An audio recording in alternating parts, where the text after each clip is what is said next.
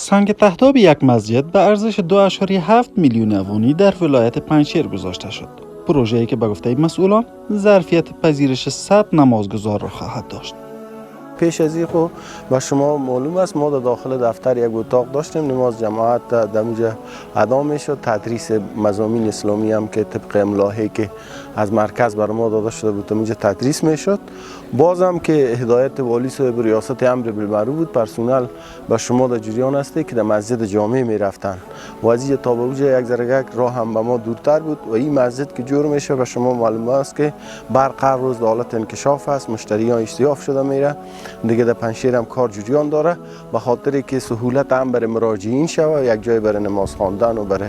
رفع حاجتشان و همین چیزایشان که مسجد اونجا آماده می باشه، هم به مشترکینی که از برق میان داخل کار می داشته باشن میتونن در مسجد نماز خودم ادا بکنن. دیگه یک سهولت بسیار کلان است و این یک کار نیک است که میتونن مردم در داخل دفترام اگه کار داشتن نماز خودم به جماعت داخل مسجد ادا بکنن و یک سهولت کلان برای کارمندان است که از یای وقتشان هم جلوگیری میکنن، مسجد برشان نزدیک است، نماز خدا به جماعت ادا میکنن.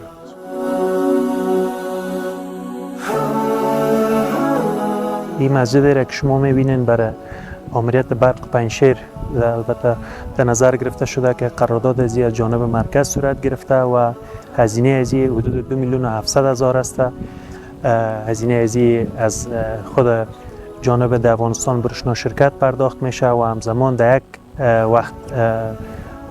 ادای نماز حدود 100 تا 120 نفر گنجایش داره که میتونه کارمندای آمریت برق پنجشیر برشنا و همچنان اگر مراجعین و مشتریات در موقع نماز برابر شن اونا هم اینجا ادای نماز کنن و همچنان این مسجد شریف در کنار خود یک وضوخانه هم داره که موقعی که مشتری‌ها و مراجعین در اینجا موجود باشن و ضرورت داشته باشن کارهای اداریشان پیش بره میتونن وضو بگیرن و به مسجد به خاطر ادای نماز برن و تمام سهولت‌ها و امکانات در این مسجد در نظر گرفته شده. پیشتر هم گفتم از قبیل وضوخانه خود مسجد و بودجه از جانب افغانستان برشان شرکت پرداخت شده. انشالله پلان ما خویی است که ما برق به کل ولایت پنجشیر برسانیم و هر دره و هر قریه برق استفاده بکنه. این برقی را که ما در پارنده افتتاح کردیم انشالله این بسیار همکاری ما میکنه و انشالله امسال برنامه ای است که تا ولسوالی